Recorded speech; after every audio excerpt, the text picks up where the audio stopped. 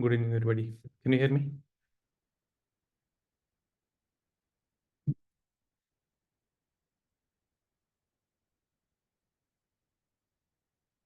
Am I audible?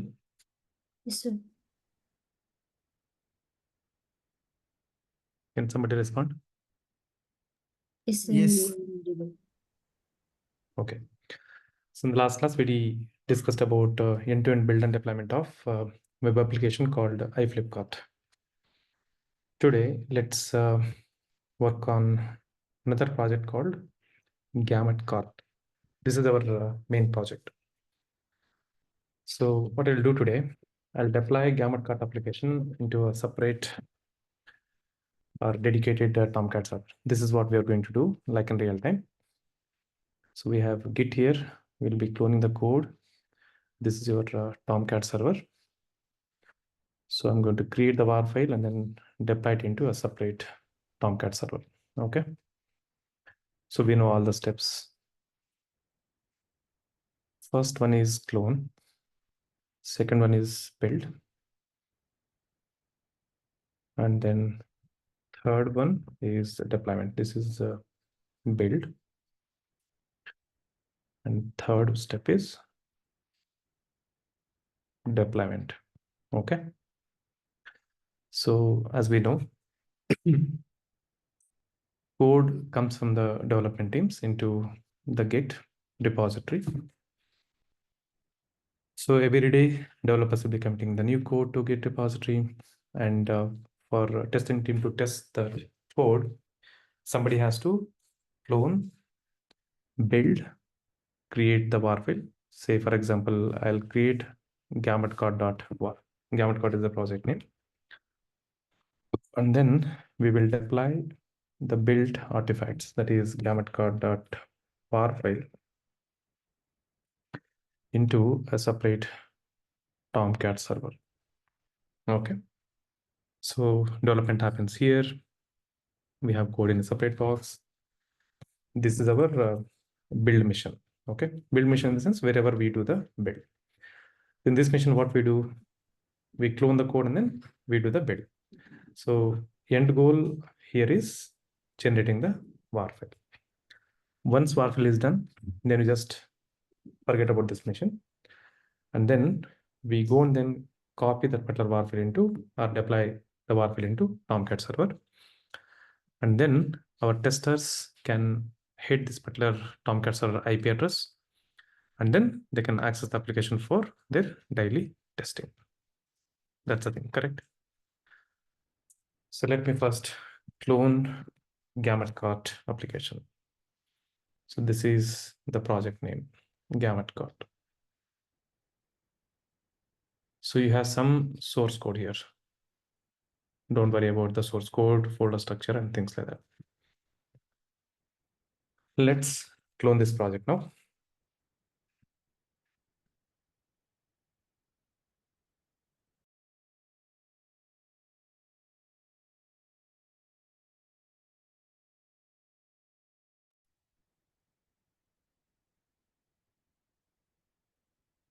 I'm going to remove this.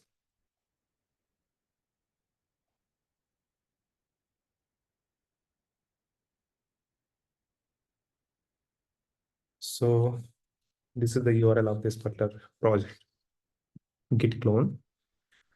And then project name is Gamutcart 2. Remember, it's not Gamutcart, it's a Gamutcart 2. That's a repository name. Note it. So this is our Gamutcart 2. Okay, you see the project source code now. So earlier projects were having only SRC, test and things like that, right? Now if you see here, we have a lot of code, correct? See, this is the main application code, SRC. This is where developers write Java code. This is developers area. And we have pom.xml file where we configure build related things. And you have a lot of other files here, something like chef, cookbook, blah, blah, blah, blah, blah, things like that. So why you have, other files and folders here. It's not only developers who work on the project, right? Testers also work on the same project, right? So developers write the code for application. Testers, QA team, quality analysis team, they also write some code for automation testing. They also place their code here. Similarly, as a DevOps engineers, we also write some automation code. We place the code here. So inside the repository, you'll be having application code, Java code, which is written by the developers, which will be written by the developers, testing code, DevOps code, blah, blah, blah, everything. So source code means you have everything here, but do we need everything for our application? No, right? So what we do, we take this complete code, everything, DevOps, automation code, and everything, we build it. What we build only the application code. So here you will have only application code, binaries, class files, plus whatever files are required for application to run, and then we deploy it. So that's the reason you see a lot of other files and folders in this Gamut code application. So when you clone your real-time application tomorrow, you see a lot of things here. Say, for example, I have a folder called Jenkins, Docker, right? And then Jenkins file. So these are all Kubernetes. These are all related to DevOps automation code. So when you join in the project, somebody will tell you, okay, so this is where we have our Jenkins automation code. This is where we have Docker automation code, Kubernetes operation automation code, and things like that. Somebody will tell us, okay, tell you, so where DevOps automation code is there. And then you will be working on your code. Similarly, when developer joins in the project, some senior developers will give the KT saying, okay, this is our code, this is the, build configuration file and things like that. Similarly, if you have, testing teams automation code, they know. So respective teams, respective team members clone the complete repository, they work on their respective areas, they work on their areas. So we should just know where is our DevOps automation code. So since we are primarily focusing on DevOps here, I have a lot of DevOps related files here. So we'll be using these automation code later. Understand? So don't worry too much about, the code. You just need to understand, know where is your code. That is DevOps automation code. Okay.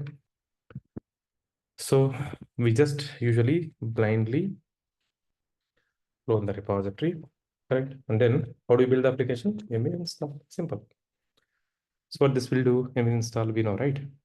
It will read the pom.xml file, and then it will go to src main, it will compile everything, and then finally it will create a var file for you. This is a web application. Done, ls. And once we run a Maven install, it will create a target directory, right? Where is that? This is target. Go to target, ls. See the var file? This is the var file. So what is the end goal of build? Generating the final artifact, that is var file. You want to see the pom.xml file of this project, pom.xml file, GAV parameters, and then here we are creating var file. See, dependencies start, dependencies end. This project has two dependencies, two jar files. This is one dependency, the other dependency. I'll explain about this thing later to you. Okay. Right. So we got var file, right? It's just that simple. Done. Now we have to deploy that particular var file into a separate Tomcat server. In last class, what we have done, we have deployed the var file into the same missions Tomcat, right? Correct. So you can also, deploy this particular var file in the same mission Tomcat. Shall we do it first? I'll first deploy the var file in the same, local Tomcat. Then we will deploy it into separate Tomcat server. So here we are building in this mission. Okay, let's call it as build server. This is where we do the build, this mission. And in build mission itself, I will install Tomcat, and then we will deploy this war file. So that's how you practice. Let's install Tomcat in the same mission. Usually we don't deploy the code in the build mission itself, correct? We deploy it in a separate Tomcat. But for practice purpose, let's first deploy it locally, then on a dedicated mission. Okay, done. Build is done. I'm going to install Tomcat. So this is where my Tomcat is present. We have already installed Tomcat, right? You know how to install Tomcat, right? Apache Tomcat.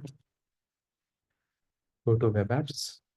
So this Tomcat has the previous project war files. So I'm going to remove them. Flipkart, then flipkart.war. So I don't have any deployment in my Tomcat server now. Shall we deploy the war file now? Clone is done, build is done. Now I'm deploying the war file. Copy or go to target directory. Copy gamut.war into where? Home, parallels, distros here, distros, Apache Tomcat, web apps. Apache Tomcat, web apps, correct? Done. War file is copied. You know how to deploy the code, right?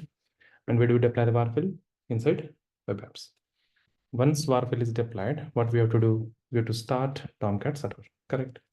So once you start Tomcat server, this war file will be extracted. So let me start Tomcat server. /startup.sh. Tomcat server is started. Now you can go and then check in web apps. See, now it is extracted, correct? And then you can access the application now.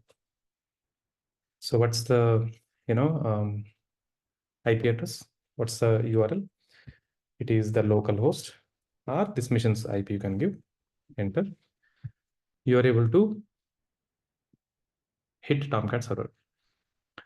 And then I'm asking Tomcat to execute this particular var file. You have to give the var file name, not .var, just without .var you have to give. See, so this is our gamut.cart project.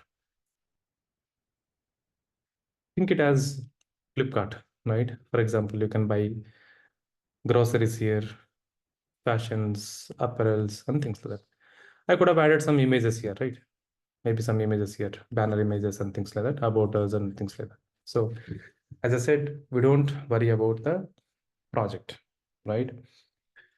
Our job is to build and deploy the code. We don't need to understand what is that project, whether it's a finance, banking or what it is, right? So this is our gamut.cart application. So we're able to build and deploy it. So this is how you have to practice this project. Okay, clone, build, install Tomcat in the same mission, and then deploy it and then launch the project. But we don't deploy locally in real time, right? We deploy it into a separate Tomcat server. So I'll show this to you now. Right now, if you have two missions, if you want to practice this, you need to have two missions, right? One is for build server, one is for Tomcat server. If you have two missions, you practice this. If you don't have two missions, for now, wait. Because see, in your Windows, if you create the two Linux missions, your Windows mission may become slow now, right? So you are unable to create two Linux missions. For now, even if you don't practice this, that's fine. But you have to practice local deployment, okay? After Maven, I'll start Docker. So after a couple of Docker classes, you will be able to create multiple missions very easily.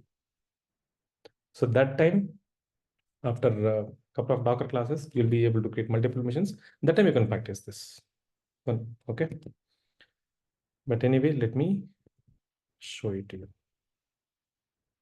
So we are going to deploy var file into a separate Tomcat server. So we need to first set up Tomcat server. So I'm going to show you, if you have to set up Tomcat server from scratch, this is how you do the setup, okay? I'm going to take a mission whose IP is 172.17.02. This is my Tomcat server's IP address. The build server IP is this. So this is my build server, right? Let me shut it down. So this is where we did the build, right? This Linux machine is build machine. What is the IP address of this? ifconfig 10.211.555. This is 10.211.555. Okay. See, I have two machines. One machine is for generating WAR file, one build. The other machine is the actual application server. Fine. So shall I create a new mission? I need to have two missions, right? So I'm going to create a separate mission now using Docker. Don't worry about how I am creating a new mission now because you're not completed Docker, correct? So once, as I said, once you complete a couple of Docker classes, you will be able to do this. For now, just watch. But you have to practice deploying the WAR file into a local Tomcat server. You do that first. Don't worry about this command. I just want a separate mission. I'm creating a new mission, okay?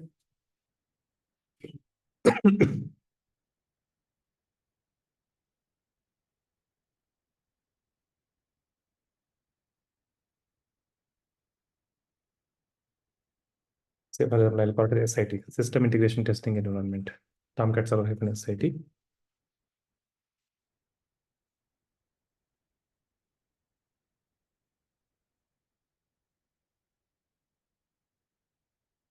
Don't worry about what I'm doing here.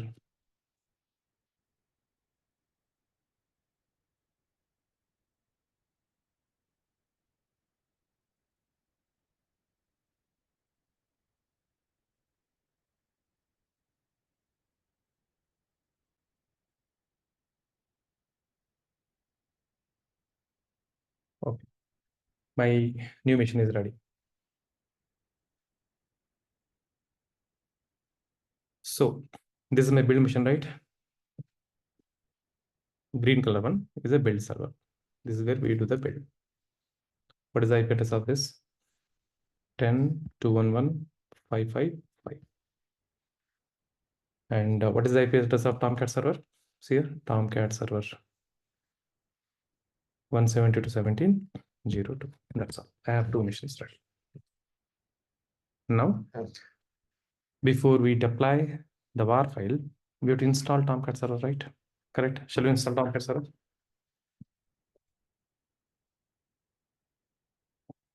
I'm going to install Tomcat server. And we know Tomcat server is also developed in Java. Remember this? Tomcat server is developed in Java language. So to run Tomcat, we need to have a JDK. Without JDK, you cannot run Tomcat. Okay. So what is the prerequisite for Tomcat? JDK. So I'm going to install JDK first. apt-get update.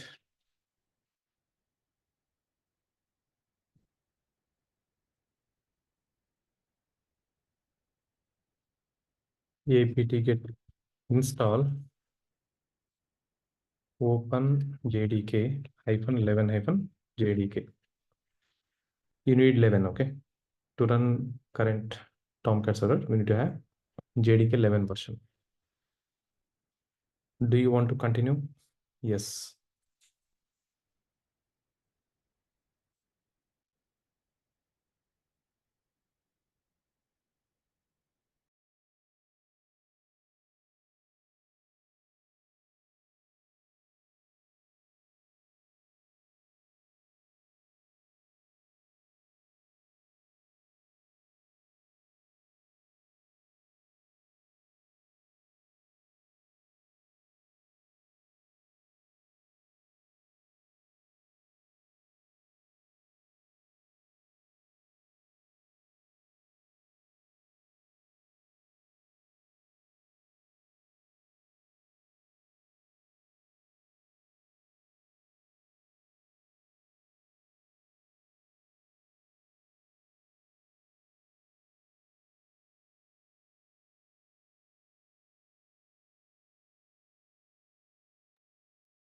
Okay, Asia, Kolkata time zone.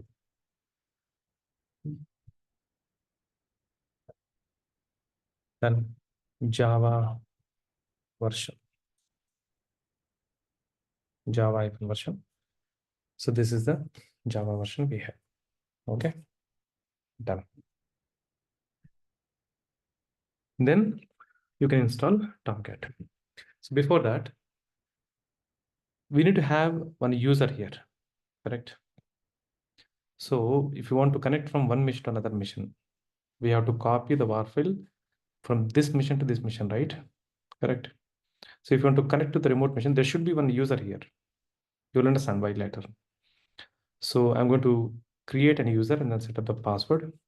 And then if you want to connect to this mission from the build mission, right? You need to have SSH. Usually we connect to the remote mission using SSH. So SSH is required here. Using SSH only, we connect to the remote mission. Remember, I'll show this to you. So without SSH, then having username, you cannot connect to the remote mission. So I'm going to install SSH and then create one username. In real time, assume that you're working as a DevOps engineer, right? And you need a separate mission for something, okay, for setting up the Tomcat. Usually, you know what we do? You send one email, you can talk to your manager. So saying, I need a mission. Your manager will guide you. So usually what we do, we send an email to IT team or Linux administration team. They create a mission for us somewhere in the world. And then they will create one username, set up the password, and then they will give you username and password saying, okay, this is the use. I have created a mission for you. This is the username and password. You can log in and do whatever we want. So usually the mission provisioning happens from Linux administration team. So they create a mission for us. They take a mission, they install required operating system. They will ask you how much RAM, CPU you want and things like that, and mission is ready. So we need SSH for connecting to this remote mission, and then username also. So I'm going to create one user. You all know how to create the user, right? User add. Can somebody tell me the command? User add. That's a username. Okay, remember. -md make directory. So home/faculty. Okay. home/faculty. And then -s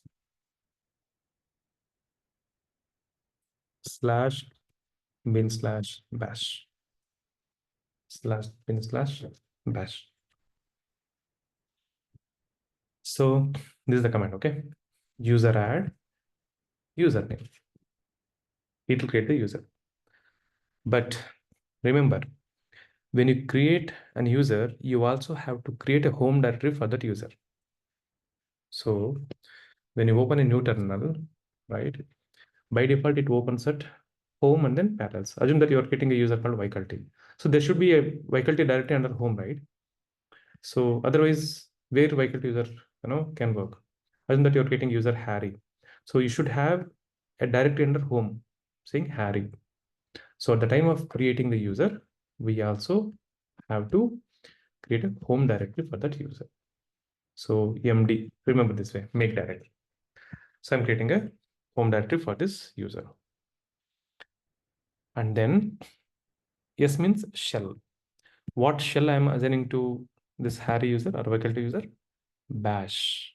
Bash is installed in /bin/bash. Say, for example, you are getting a user called Harry. When Harry logs in this mission, right, opens a terminal, what shell Harry should get? So I'm Harry, right? I'm opening the terminal. Okay. What shell I should get here? How do you check what shell you have? Which shell? $SHL. Which shell? Currently, this parallel faculty user, right, has bash shell. So at the time of creating user, at the time of creating user, you need to do two things. One, you have to create the home directory. You have to assign a shell for that particular user. Say, for example, you're working for Cisco, right? Sometimes in Cisco, right, they work on C language.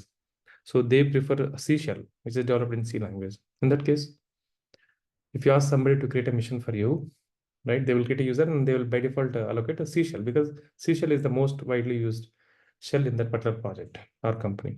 So two things you have to do. One, creating the home directory. Second thing, creating a shell for that user. User is created. ID, T. See, user is there. ID, blah, blah. It says no such user. So if you say something like this, that means user is created. And then you have to set up the password. Passwd is the command for which user you are setting the password. T. So T is the password. T is the password. Password updated successfully. Done. See here, home T. T directory is there. So that's how you create the user. If you're setting up a mission from scratch, if there is no user, so you have to create the user. Username can be anything. Clear with the user creation? Any questions you have?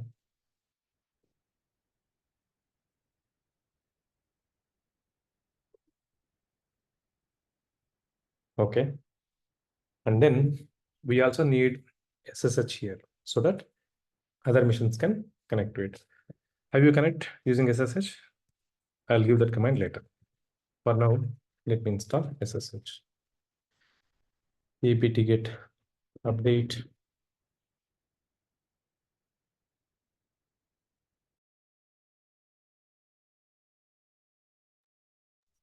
Sir, for other type of cells, in place of bin base, we have to write the other name, no?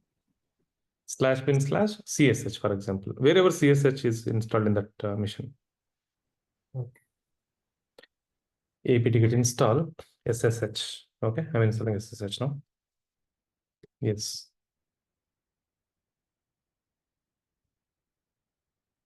Done. So once SSH is installed, you have to start SSH server. Once SSH is installed, you have to start SSH server. So this is how you start it. Service is a command.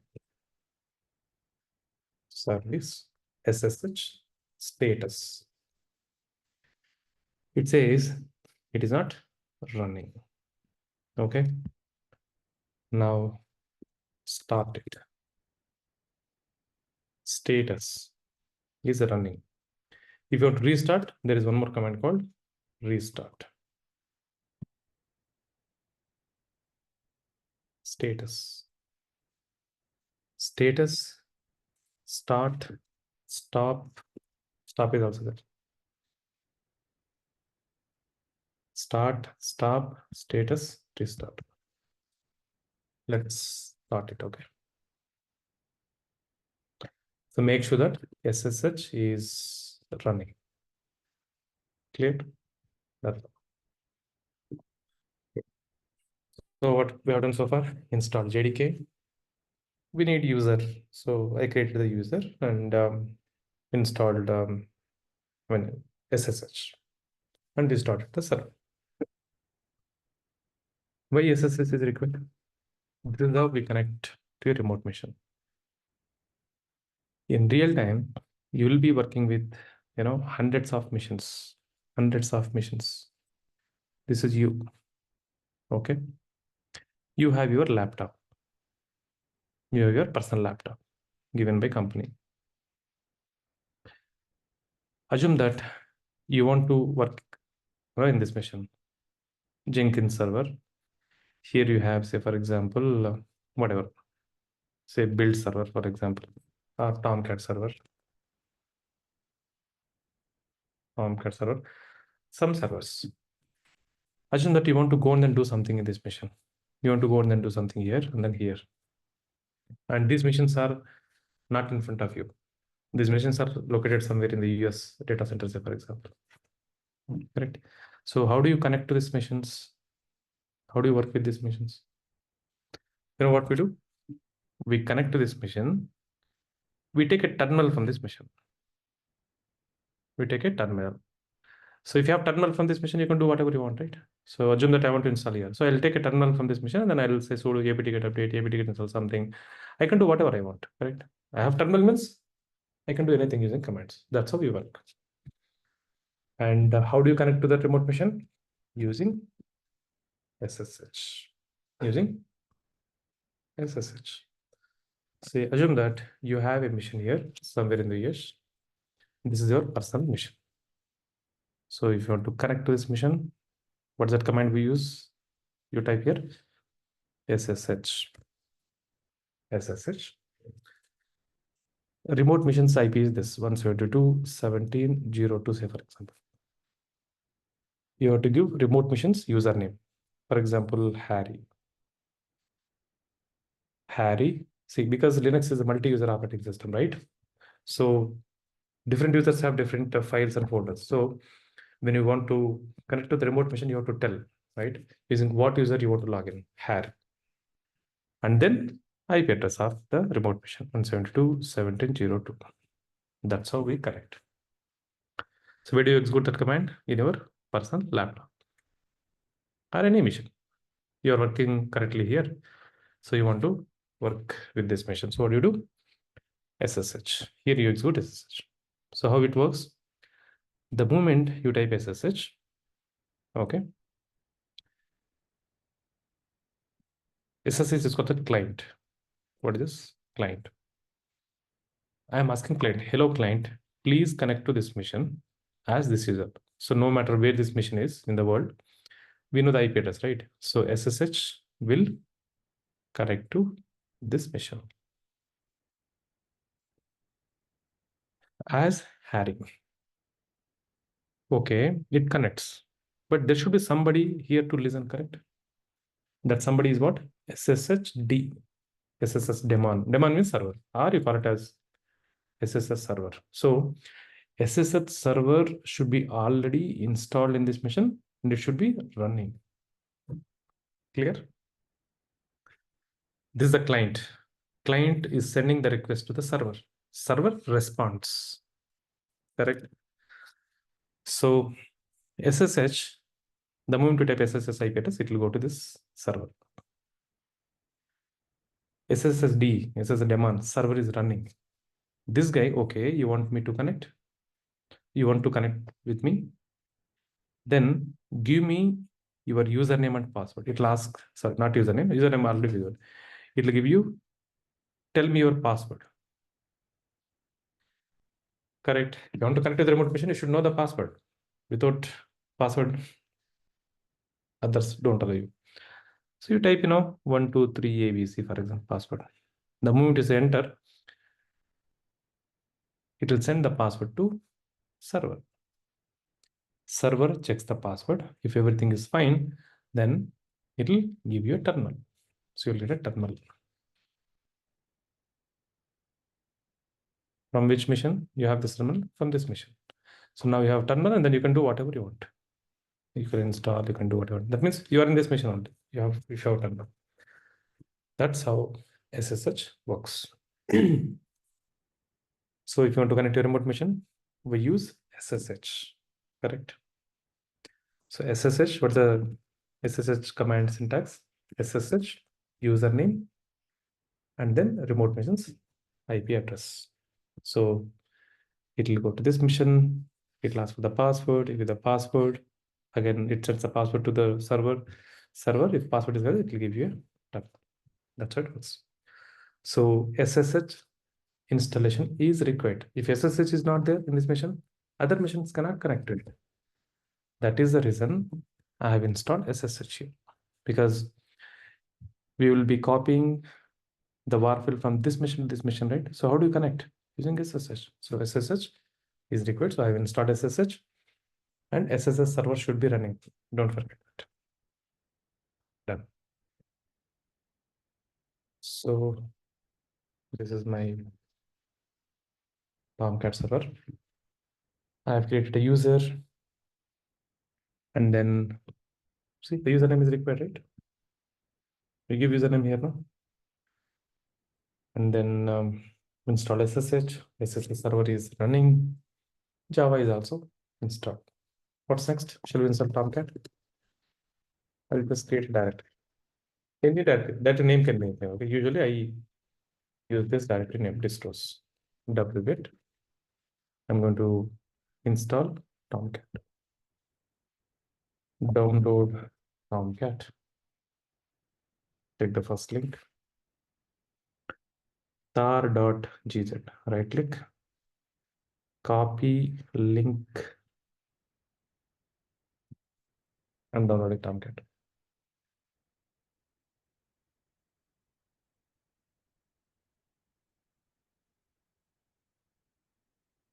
Let's extract it. tar-xvs Apache Tomcat.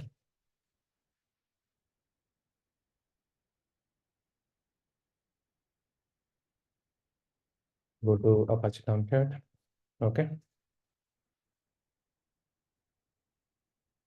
So here there is a web apps. This is where we deploy the code. Clear? That's how you set up Tomcat server from scratch. Take a mission, install Tomcat JDK. Make sure that there is an user and SSH is installed and running. That's all. Shall we deploy the WAR file now? Okay. Let me show you from scratch. So this is my build mission. Okay. So this is how you build any project. First step, clone, git clone. Project name is Gamut Cart 2. Go to Gamut Cart, build it. Make sure that WAR file is built. Clone, build, deploy. So deployment means copying the WAR file into Tomcat server. Correct.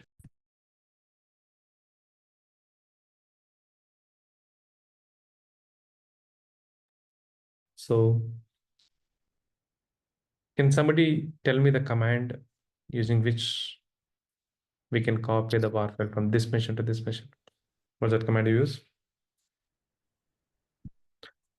How do you, how do you copy a file from one mission to another mission using SCP? Remember everybody, SCP is the command, secure copy. Using SCP, we can copy the file from one mission to another mission. SCP, Gamut Cart, go to target, just to make it simple. I'm deploying the WAR file, SCP, Gamut Cart.war file into remote mission. Okay. So this mission's IP is 172.17.02. So you have to give remote mission's IP address and then user. That's the syntax. Vehicle to user. So it will copy the WAR file. What to copy? What you want to copy? Where you want to copy? What you want to copy? Where you want to copy? Vehicle at the rate 172.17.02. Okay. You have given the remote mission's IP address. In this mission, on which path? Correct? You want to copy. If you just give the mission name, where it will copy in this mission? There is a question, right? So that path you have to give after colon. That's a separator, okay? Then path. Where you want to copy? This is the path, right? Tomcat installation, web apps. Copy. Done. So what you want to copy? Where you want to copy? In this mission, at this location. You have to remember the syntax. So there is some warning here, right? Copy failed. Remember, if you get this kind of banner, remote host identification has changed, something like this, there is a fix here. It is asking you to remove something with this command. You just copy paste it blindly. Okay, done. I'm again copying it. Don't think too much about this. Just copy paste. I'm copying it again. Do you want to, connect to the remote machine? Yes. It is asking for remote machines password vehicle TPP. See, host name -I. Okay, it says no, it didn't. It was unable to connect. It says permission denied. It was unable to copy. SCP. What you want to copy? Where you want to copy? Right. I'm giving remote machines password. It says permission denied. So it is SCP command is unable to copy something at this location. You're copying this WAR file at this location, but it says permission denied. Why? So you're copying something under this directory, right? You're copying something at this directory. Check the permission of the directory because it says permission denied, right? ls-ld web apps. See this? Can somebody tell me why it is failing? Because the ownership is root. If the ownership will be the faculty, then maybe it will able to do it. That's right. So this is the directory. Who is the owner of this directory? Root. What permissions root has? Read, write, execute. You remember in basic Linux command session, I explained these permissions. Now we are applying that. Web apps. Root is the user. Root can read, write, execute. Only root. Others, group members, this for the group. User, group, and others, correct? Users, sorry, this is the root. Owner. Owner can read, write, execute. Group members can only read and execute. There is no write permissions. Since there is no write permission, you are unable to write something in the directory. That means you're copying something means you're writing something under the directory. That's you need write permission for that. And others don't have any permissions. That is the reason it says permission denied. See, when you're working in real time, these are the errors you get. And you have to explore, solve the issues, and then move forward. So web apps, but let's give permissions for Apache directory itself, because other files and folders also should have write permissions. So I'm giving write permission for all permissions to all. How do you change the permissions of a directory or file?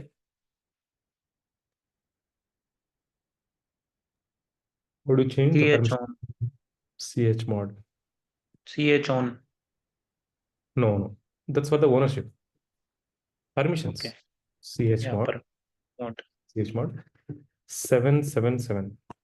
I explained 777 already. Right? Read. 4 plus 2 plus 1.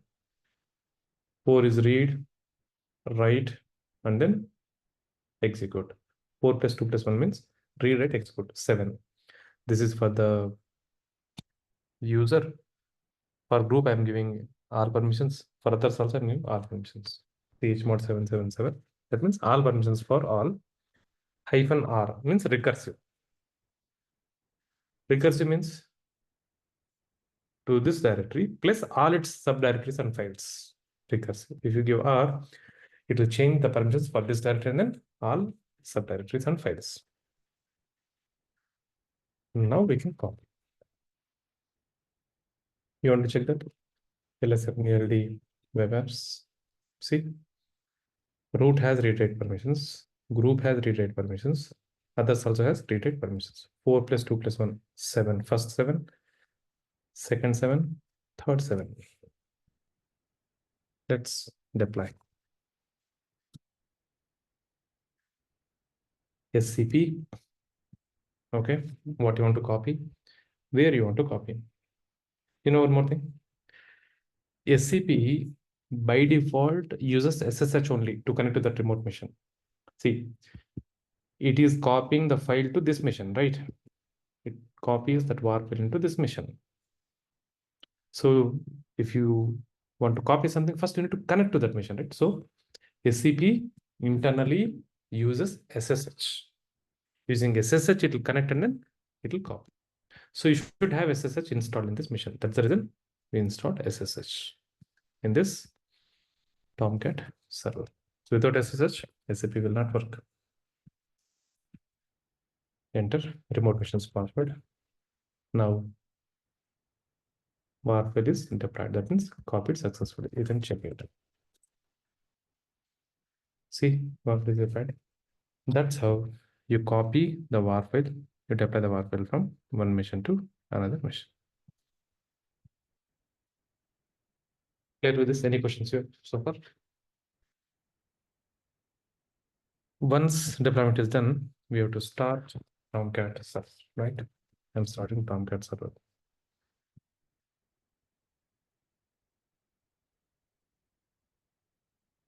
Startup.sh. Tomcat started. How do you check if Tomcat server is running?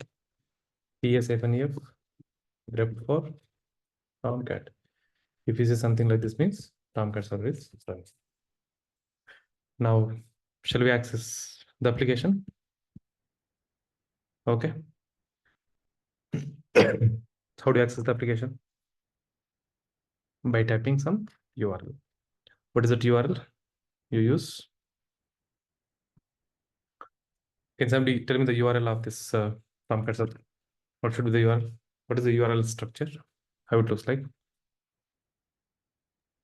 IP address, right? http:// IP address 172.17.02 port number 8080 port number 800 / var file name. In our case, the var file name is gamut.cart.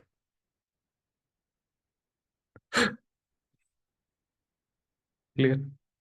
So that's how you launch the application, and then you will see your application in your browser. So the moment you type the URL, this will go to this particular IP address, no matter where the user is, where this Tomcat server is present. It will go to this particular browser, will connect to this IP address. Here, Tomcat server is running. Tomcat server executes the code and then it sends response back to the browser. You will see your gamut.cart application, correct? So now we see my browser is from this mission and my Tomcat server is running in another mission, this one. So now I'm launching Tomcat 172.17.02:8080/Tomcat. Sorry, gamut.cart. So we're able to access gamut.cart application. So that's how you set up Tomcat and then deploy the application. Clear with this, everybody? Any questions you have about this? So installing that Tomcat, whether with that Apache is also getting installed? No, it's only Tomcat, not Apache. Okay, so if what will be the use of Apache over here if we are installing? Apache is a different thing. Apache is for web server. If you have a static application, we use Apache. If you have dynamic application, we use Tomcat. Apache is for the static applications. Like if you have only HTML, CSS, JavaScript, you use Apache. If you have Java code, you need Tomcat. Okay, so in this for this And example, we can say we are not touching Apache now. We don't need Apache because it's a dynamic application. So we don't need Apache. okay. I know, Shish, you have a question and it is not clear. There is a separate topic on this in Docker class. There you will understand, right? When we need Apache Tomcat, when we need Tomcat server, when we need Apache or Nginx, you'll understand there. Okay. Yeah. Others, just forget about the question. Okay. Now you must be thinking why I have to give the IP address, what is this port number? Why I have to give warfare name and things like that, right? Let me explain about the URL structure. Assume that you don't give this. This is also not there. Assume that you give only the IP address. If you give only IP address, what will happen? Tell me. Okay, in the browser. So what will happen? Browser will connect to this machine. Fine, it will come here. It will come here. Once it comes here, there is a confusion. In this mission, Tomcat server is installed. You may be having another server here, right? JBoss, for example. JBoss is also like Tomcat. Assume that in Tomcat server, you have deployed your war file. In JBoss also, you have deployed another war file. This is gamut card. This is a flipkart.war file. In one mission, you can have two servers. One server is for serving gamut card application. The other server is for flipkart application. In one mission, you can have two servers installed. Possible, it is. So that is the reason. If you just type the IP address, that is the reason. IP address alone is not sufficient. Why? Because if you just type the IP address, what will happen? Browser comes to this mission. Okay. Browser comes to this mission. Okay. So once it comes to this mission, there's a confusion now whether it has to connect to the Tomcat or whether it has to connect to the JBoss. There's a confusion. So how do you tell your browser to connect to only Tomcat server?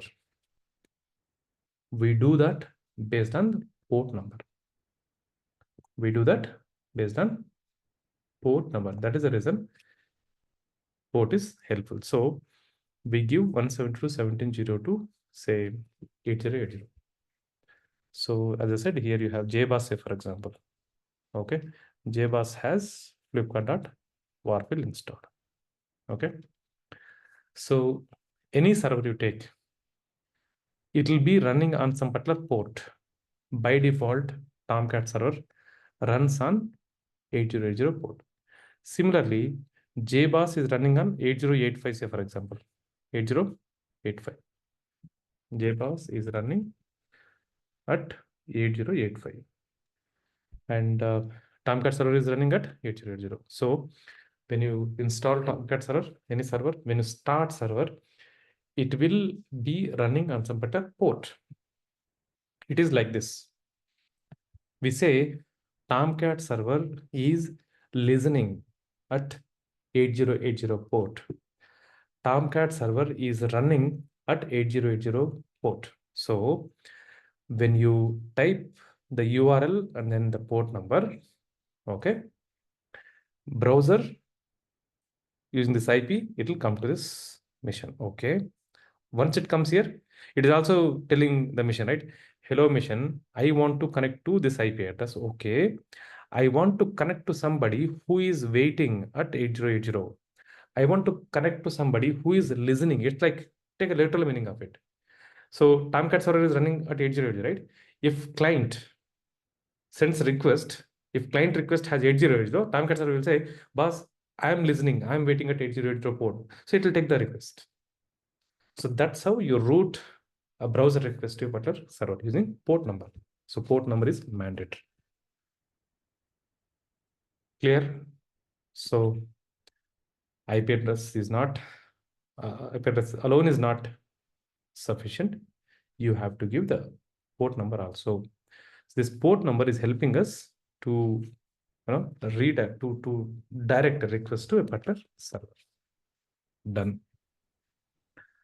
So I give 172.17.02.8080.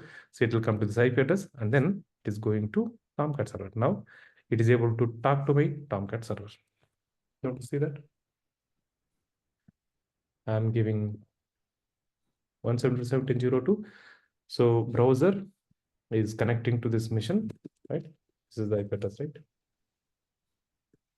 Browser is connecting to that mission, and then it it says I want to connect to the Tomcat, and then Tomcat is no, we have installed Tomcat, and then Tomcat is running, right?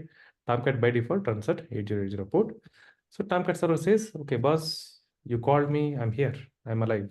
See, it is giving the response. Now, see this. Why we have to give var file name? Assume that you don't give var file. You know what will happen? See, it is coming to the mission IP address, then it is going to the Tomcat. Is Tomcat executing the application, executing this var file? No. Why? There is one more possibility here. In one Tomcat server, in one server, you can have multiple var files also. Gametcart.var, say mintra.var. What do you call Mintra, whatever.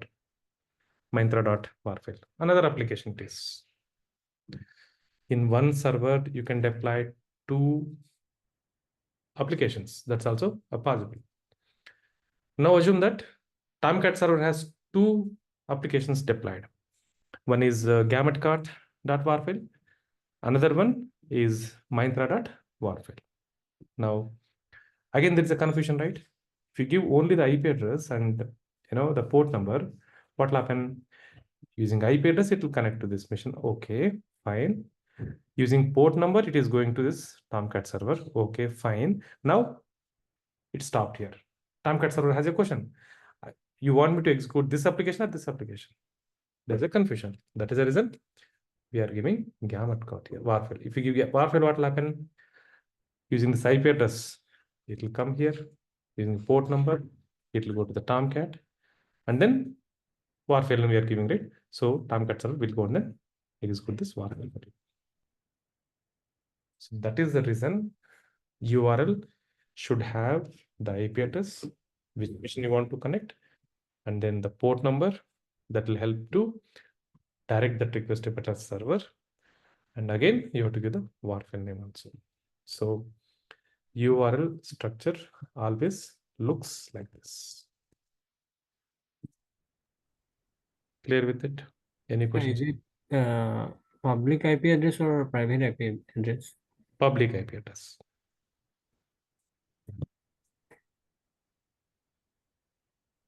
So if we have multiple machines in the same IP address, public IP address, then Not possible, right? In one network, you can have one mission, one IP. So in one network, multiple missions cannot have the same IP. no means in this public IP address, if there is some LAN or something. That's different concept. It should be a public IP. And in one network, multiple missions cannot have same IP. That IP address is specific for a particular mission. Okay. For that public IP address, there should be only one machine. Yeah. Okay. Okay, so 172.17.02, go to the mission, talk to somebody, a person who is waiting at 8080, in this case Tomcat, and you're asking Tomcat to execute the var file. So now I'm asking Tomcat to execute my var file, gametcart. So I got the application. So that's how the URL structure looks like. You got the clarity about the URL compared to the previous class? Okay.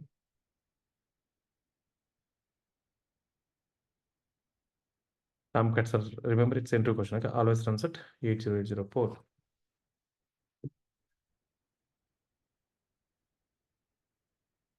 How do you practice?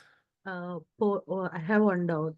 Port numbers we can change, right? Not only 8080. We can change, yes. Yeah. So for example, Tomcat is running at 8080. You want to install JBoss in this mission. You want to install JBoss in this mission. Okay. So you cannot allocate 8080 for JBoss. No, because 8080 is already acquired, already being used by the Tomcat. So same IP address you cannot give. Again, there is a confusion, right? If somebody gives 8080, it will come here. So 8080, both have 8080, cannot be the case, right? Because using port only, you are able to uniquely decide, right? You're able to decide, to which machine you want to connect.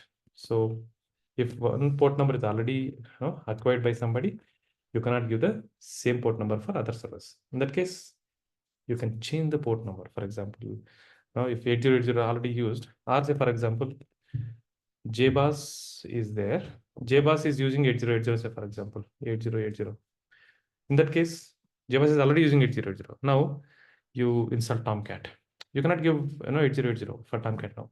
You have to change the port number in this case. How do you change the port number? I'll explain that shortly. Okay. If it is in the same machine, then we can also write localhost. What's that? If it is in the same machine, then we can instead of IP address, we can also write localhost. Yeah, you can also have localhost.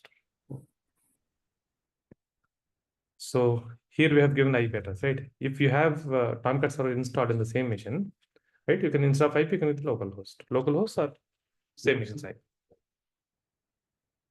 Okay. So how do you practice this? As I mentioned before, okay.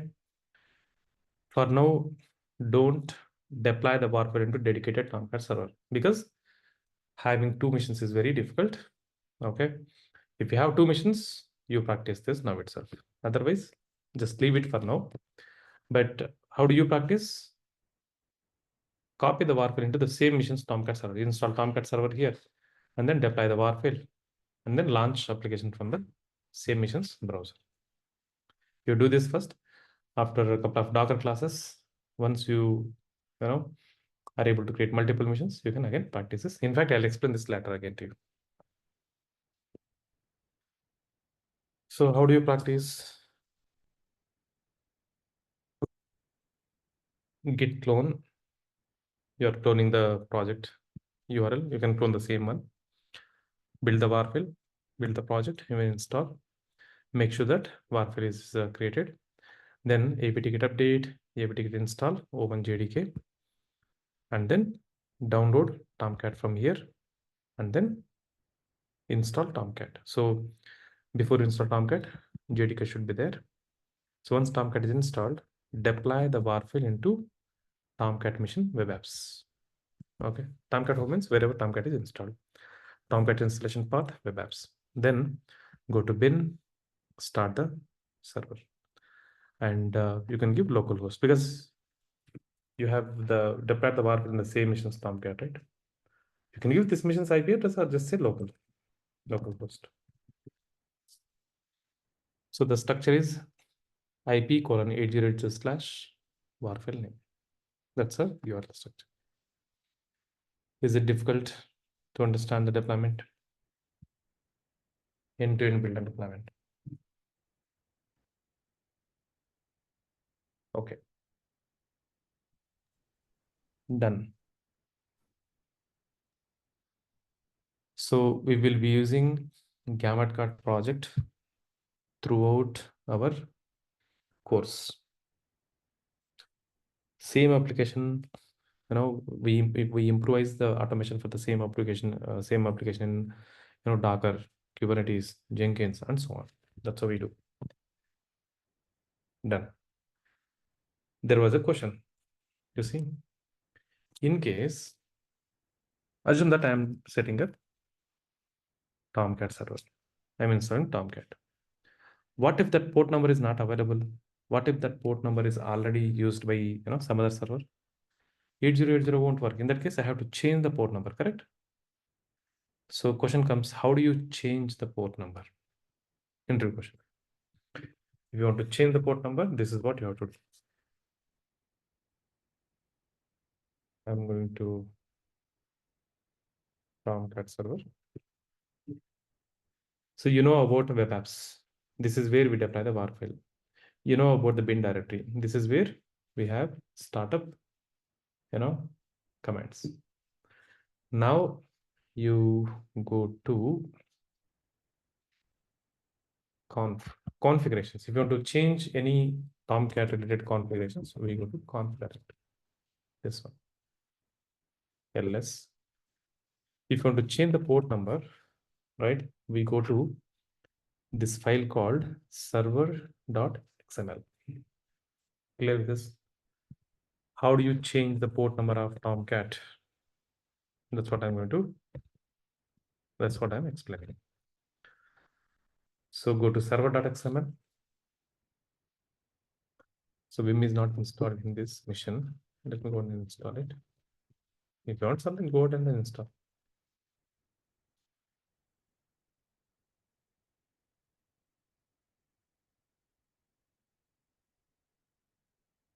So open server.xml. Okay. Don't change the port number here. Okay. This is not the place. Go down all the way.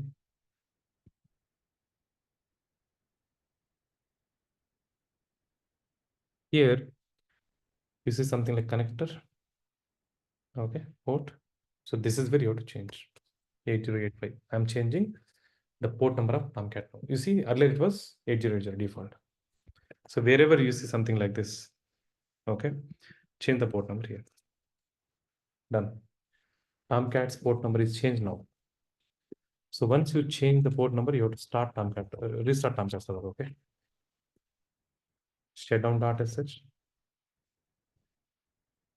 Start the .sh. Stop and then start it. Restart. No. You're starting Tomcat, right? It will go to the server.xml and it will check the port number. So there it is 8085. It will start at 8085 now. Now you try to connect to it at 8080. Let's see what happens. Refresh the when run it again. Is it no? So it is browser is connecting to this IP. It wants to connect to somebody who is running at 8080 port. There was nobody. There is no server running at 8080. So browser did not get any response from the server. Now Tomcat is running at 8085. Okay. See here how it works. That means port number is changed. That's how you change the port number of your Tomcat. If you want to change the port number, right, go to this server.xml, and wherever you see something like this, there you can change the port number and then restart your machine. Clear about changing the port number? Any questions you have there? How do we know which ports are available to use? So there is a command called, anybody know that command? What's that command using which we can list the ports? Netstat hyphen IVH. No.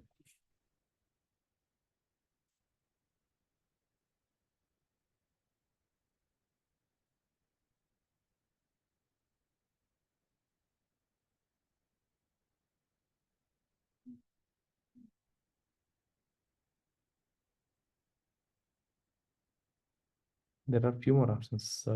Netstat hyphen. Netstat hyphen LNTP. What that? Pratik? It's N. Netstat LN, yeah, LNPT or TP, I guess. I don't know. That's a sequence doesn't matter. Right. Say this here. 8080 is already listening. Right, 80806 is already listening. This is how you can check. LNPT. Let me give you. Let's start. LNPT. Netstat command is not installed in this machine. Let me install it.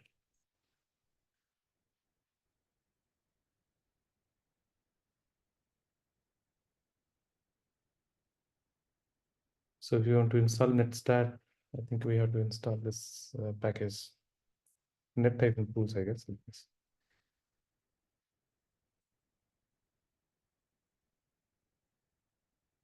Okay. See this 8085 is already listening, right? So it says it is listening. That's how you can check. If it is already listening, you cannot use it. Okay. Okay. That's a good question. So before you allocate at port number, you have to check whether it is available or not, right? So how do you check that? Let's start LNPT. Let me write it LNPT. Okay, LNPT. Okay, done. Okay, done. That's how you change the port number. So you know the URL structure, you know the port number. Assume that this is a tester. Tester is using this URL, and then he'll come here, and then Tomcat server is running, and then this guy is accessing Gamut Card application. You have search box, you have a login button, some image, blah blah blah blah blah blah. Tester is launching the application and testing. Correct. So if you don't build and apply the code, tester cannot test the application, right? So the moment developer write the code, the moment developer commits the code to Git, then comes DevOps engineer, right? And tester is waiting for the testing. So it is DevOps engineer who takes the code, builds the code, and then deploys the code. Then only tester can test it. Assume that tester is testing the application. Tester launching the application. It is throwing some error here. Error saying unable to connect to the database, something like that. Unable to connect to the database, some error. What tester do? Tester reports that issue to the developer, Harry, saying, hello developer, I'm seeing this error called unable to connect to the database. Can you fix it? So developer says, okay, unable to connect to the database. It's the error message is a very high level. Is at very high level. It's a high level error message. Unable to connect to the database. You don't have any clue. Developer don't have any clue. Developer asks tester, okay, can you give me a detailed error report for me? There may be multiple reasons, right?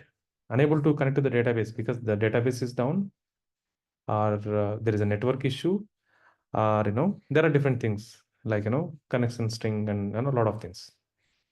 So if developer know the detailed error message, then only that will help. That will be helpful.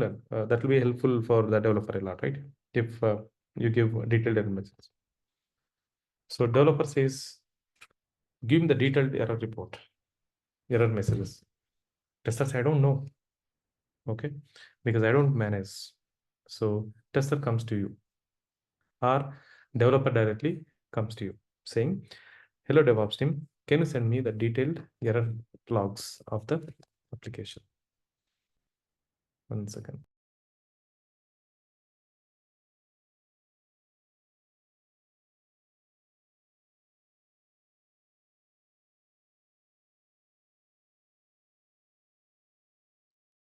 So developer comes to DevOps engineer saying, can you give me detailed error message? So you should know where application logs are stored. Who is executing the application? Tomcat server, right? So Tomcat server is executing the code. So if there are any errors in the application, Tomcat server has a log of it. Tomcat server is executing the application. If application is throwing any errors, Tomcat stores it. So where is that error log file? Question, right? Guess. Logs. Your logs that here. Web apps is the place where we deploy the code. Bin startup commands, right? And conf, if you want to change the configurations of Tomcat, like port number. Now you are learning about logs directory. So complete Tomcat, things now. Logs, ls-ltr. So you have to go to this logs, okay, and then open this file. Catalina dot, give me another 5 to 10 minutes max. So it'll store the logs here. So you should know the file name. What is the application, error logs path in Tomcat? Tomcat installation logs Catalina dot today's date. Every day it will create a new file with the date. Dot log. Open this. Catalina dot 2024 10 dot log. This file, okay. So what we do when developers need any, when developers want to check any errors, they need the log file. Okay, the complete error log file, complete application log file. So we should know the path of it, and we should be able to give that to the developer. Sometimes what happens in some projects, the developers will directly go to this mission, and then they can, they directly go to this Tomcat mission, and then they open the logs. Sometimes developers will be having read permissions to the production mission, read permissions. So they can they directly read, but in case if they don't have permissions to log into the production, they will come to us. So this is how the application log file looks like. Vim, open the file. See here the log. This is info level. This is just the information, right? Or sometimes you see warning. You don't need to worry about the information warning. These are not errors. It's just giving the information. Info. This is all info. These are all info. You see the cursor? Info.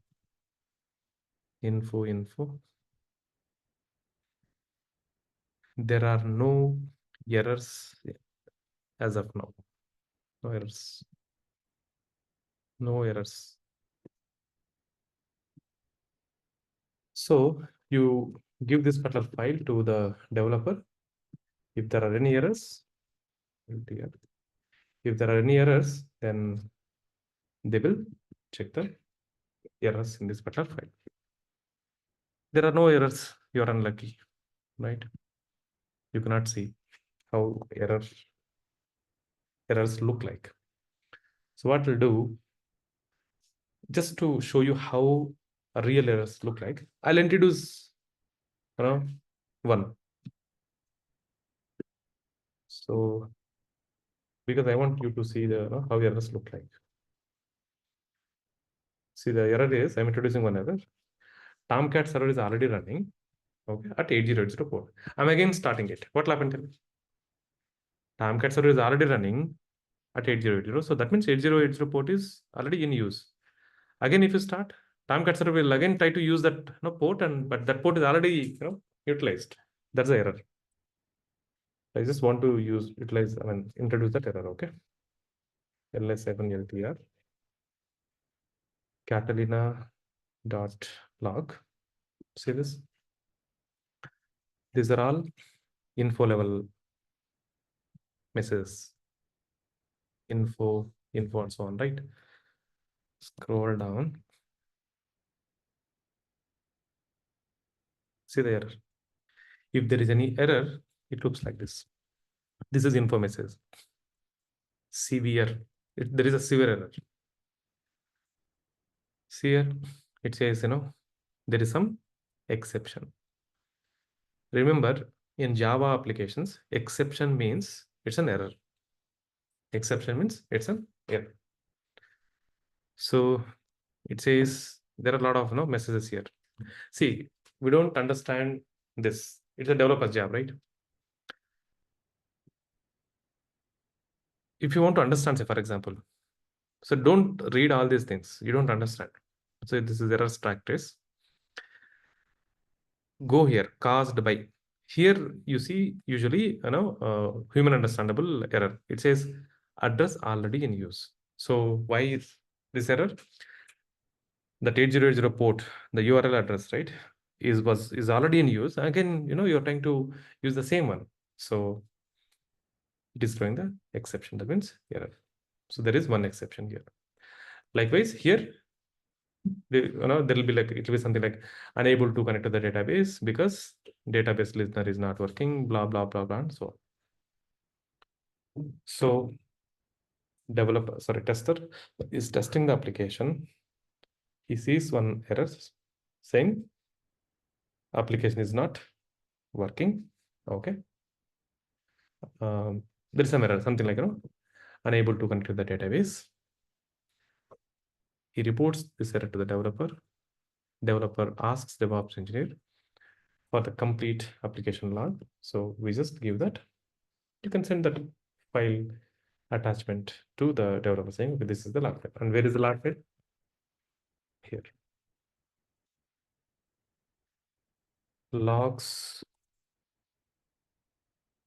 directory. Okay. I have given that path here. Logs. Clear with it? So that's about you know how to install Tomcat, and then different things about Tomcat server, and we're able to build and deploy a web application called Gamut Code. There are a few nodes, so changing the port number and then identifying the application logs, and the path. You can check here. That's all. Any questions you have?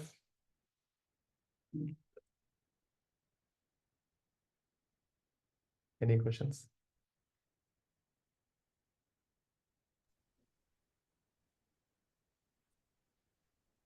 Sir, I want to ask one thing from last class.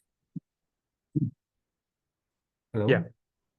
Sir, in last class, you when you deploy the code in the same server, means same machine, you enter the IP address. How can we find it, sir, in IP config? Come again? In IF config, there it shows some multiple IP addresses. Yeah. Sir, which one we should enter in the place of localhost? This one, ETHO. Wherever you see ETHO, that is the IP address of the mission. Yeah, in this case, 10 not this one. Yeah, 10.2.11.555. This is not the IP address. Oh. So wherever you see, this is not the IP address. Wherever you see ETHO, so you have to take that number. Okay. Why? What is this? What is this? You will understand this later in Docker or Kubernetes class. Okay, I'll explain the topic there. Okay. Okay, that's the end of Maven. And in Jenkins again, we'll touch Maven a bit, okay? Because that's where we configure and everything. There was a question, difference between Git and SVN or other version control systems. Jagrat? I don't know. I supposed to have noted this in the Git, but I think by mistake I have noted it down here. Yeah. When we have some time, maybe anytime. Tomorrow I'm going to start Docker. Maybe at the end of the class, just remind me. I'll explain this at a very high level. Okay. Sure. Also about the forking. Just remind me, Jarat. I'll explain this. Sure, sir. Somebody was asking something. Yeah, I was asking about forking in Git. Sorry, Karthik. Fork. In Git there is a forking. Forking. Oh, I think there are a couple of questions there pending in Git. Okay. Let me note it down.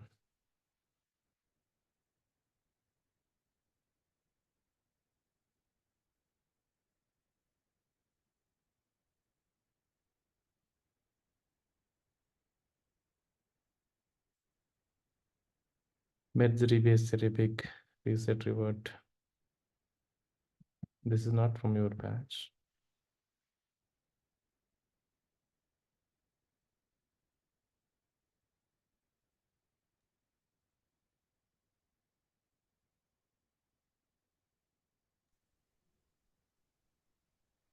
Sir, which related to forking, I am also getting another command, git merge squashed. Git merge? Squashed. Squash. Yes. ASH. Yes. Squash. Okay. These are the extra things, okay, not in plan, but I'll try to cover, okay? I'll try my level best to cover these things. Okay, I've noted down, Karthik, forking. Thank you.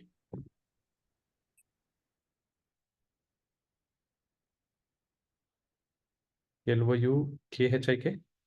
Sorry if I'm typing wrong. LOUKIK. LOW. Is LAW. it a primary name or it's a surname? No, it's my primary name. LAWKIK. LAW. LAWKIK. KIK. Okay. Meaning? Truth. Truth. It's Assamese. it's a Assamese name. Okay. That's what in Assam it's a truth. Laukik. Truth, How do you yes. spell it? Laukik or Laukik? Laukik. Laukik. Yes. Okay. Any other questions, guys? So you taught me one Assami word now. Is it like must be ancient Assami? Yes. Like how we take words from Sanskrit. Yeah, Assamese came from Sanskrit, yes. Okay. Any other questions, guys?